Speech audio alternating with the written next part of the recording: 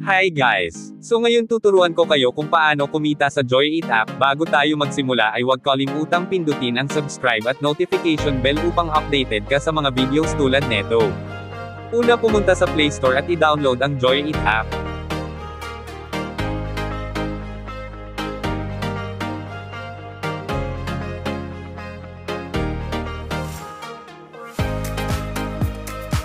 Pangalawa ay open at mag-login gamit ang Google o Facebook account.